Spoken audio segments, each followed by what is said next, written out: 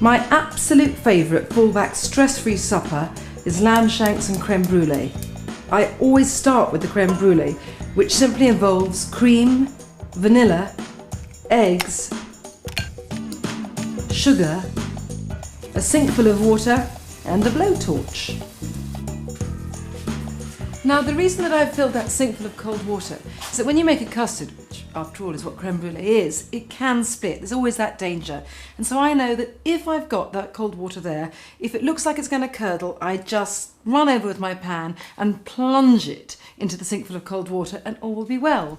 Okay, so what I want to do first is whisk and pour in the warm cream, complete with a pod. Lovely. Back in again with the vanilla pod. I mean, the more intensely vanilla-y, the better. Especially if you're eating this after, strong flavours. And back on the heat. Now, low heat if you're of a timorous bent, and slightly higher if you like to live dangerously. And stir until it's thickened. Now, I use this lovely wide pan simply because the more surface area that's being heated, the faster it will thicken. The one thing you do have to do is stir constantly, but having said constantly, this only takes a few minutes. Something very calming about the smell of vanilla. Maybe it's because it's a component in mother's milk. I don't know how this could be so, but I'm told it is. Now it's thickening really well. I mean, you want this thick. And of course, remember that the custard will thicken as it cools. Just take out the vanilla pod. And now, I just want to go and get the dish, which I put in the deep freeze so it's really cool.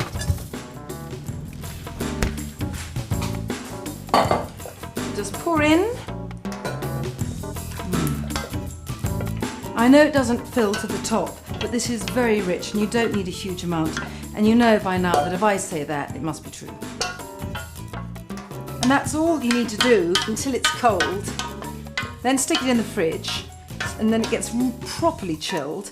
And then it's just a question of sprinkling on the sugar and torching it.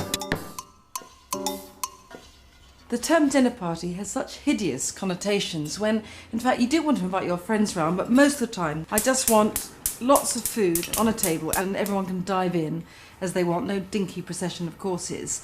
This is something I do perhaps the most often. It's an aromatic lamb shank stew with couscous. Now the first thing I need to do is brown these lamb shanks in batches. Now, lamb shanks are the knuckle end of legs of lamb, and like all cheap cuts, they need slow, long cooking, but the flavour is so much better than sort of more expensive, fancier cuts. Right, turn over. I think real home food is about this sort of cooking. The restaurants can do a quick flash fry, but this is what I want to eat in people's houses and my own. It is important to brown them on both sides because the fat, when it's pallid, looks particularly unattractive. And anyway, this way you seal it and get a lot of flavour, and also you render some of the fat down into the pan, which gives again a lot of flavour for browning the onions in later. Now there are 2 onions here, 4 cloves of garlic, but I don't want you to get bogged down with weights and measurements because stews are not like that. It really is sort of go with the flow time. And now, I said this is an aromatic lamb stew. Let me show you my aromatics. That's nice and soft. Turmeric first, which is less of an aromatic than a beautiful food dye, like golden yellow. Adds sort of depth too. Bit of ground ginger, that's full of sweet heat. Cinnamon, slight Middle Eastern quality. Not too much or into sort of apple pie time. Some crushed chilies. I like this quite hot. And some fresh nutmeg.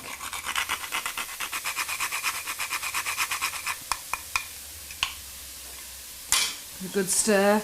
You know, really, how much or how little you add of these spices is up to you. So taste as you go along. All I would say is, Add enough so it doesn't taste as if you're being apologetic about the spiciness. And now, some marsala. I mean, there's no logical reason why this goes in, except I always keep marsala around, and I love the depth of smoky tone it brings. But you could add red wine, you can add sherry, you could add nothing. Some honey. Lamb is sweet anyway, just a bit of honey brings out that sweetness, not too much or it'll be sort of puddingy. And soy. Now, I know a bit of globe-trotting here. I don't mean to be vertiginously eclectic. It's just that I find soy gives you a sort of intensity of savouriness that salt alone just doesn't give you. So this onion mixture has cooked to a spicy, sweet sort of tangle of flavours. And what's wonderful is, as soon as your friends have come in through the door, they'll be hit by this aromatic fug. Perfect. Put the lamb shanks back in now.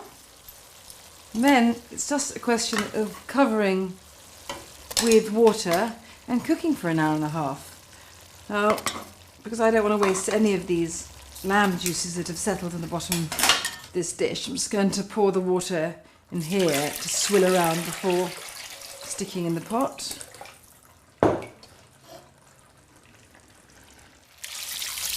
And then bring to the boil, lid on, and cook for an hour and a half or so till it's tender, in which time I am a free woman. Right, lamb should be absolutely perfect. I've got this water on for the couscous, which I shall turn off now. The important thing when you need a lot of water is to make sure it's boiling before you need it, otherwise you have endless waiting. So lid off and have a quick see. That lamb is lovely and tender now. Quick taste for spice and seasoning. But I want a bit more soy. And now, some lentils. Now I use these red lentils which soften into the sauce, turning what is now quite a watery gravy into a thick, grainy coating. And any time you can get that in a stew without adding flour is a bonus in my book. About 6 spoonfuls, I mean, if you were to count. They swell a lot, so you don't need to add that much. Now I want to cook this now without a lid on, so that as the lentils soften, the liquid evaporates, so I get deepening of flavour and thickening of texture. Now to go with this, I want something that will kind of soak it up. I've got some couscous there, and with the couscous, some nuts. I've got pine nuts, pistachios, flaked almonds, which I want to toast first, and by toasting I just mean heat in a dry pan until they get golden and fragrant. You can smell as they're ready as well as see, which is perfect. And then when the couscous is done, I can just fork them through and it'll be sort of nut-studded and a bit of crunch. Okay, my couscous. You can read on the packet exactly how to treat couscous. Generally needs to be soaked first and then steamed. And when I soak this couscous with these lovely little semolina grains, like baby pasta, and into the water I put salt and also cardamom because I want a sort of musky quality as well, so add further to the aromatic sense of this meal. And then a bit of butter on top. Not too much, but enough, and this helps you know when the couscous is ready as well, because by the time the heat has reached up through the couscous to the top, it will be warm enough to start melting the butter. When it's ready, just fork through. Never use a spoon on couscous because it just makes it claggy. The lamb just needs to be tipped out into a serving dish, nice big one, welcoming, sprinkled with sort of violently green slivered pistachios, and supper's on the table.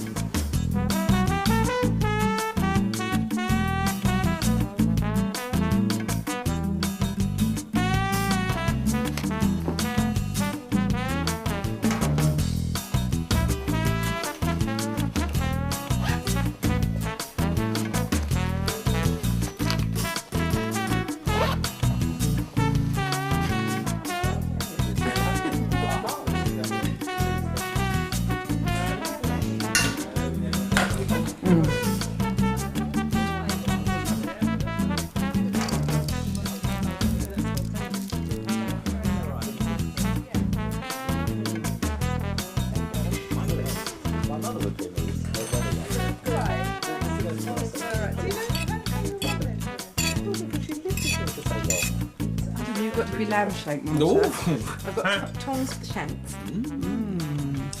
More juice, please, madam. Certainly, Thank you. it would be my pleasure. There you go. Couscous is one of those funny things that I'm a bit sort of ambivalent about couscous, quite frankly, because I'm not sure I want that much, to be honest. This is really delicious. This is absolutely delicious. And so where geographically does this come from? Well, it doesn't come from anywhere, but it borrows from the Moroccan palate. I'm getting tempted to have more, Nigel, if I may. This is the man who said he didn't like couscous. I know. Well, see, that's what's so delicious about all of this. Because otherwise, No, you bet.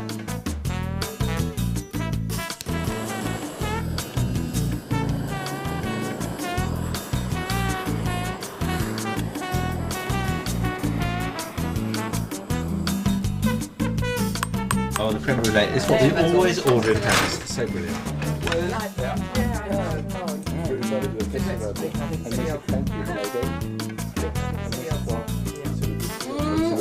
Le sucre dessus.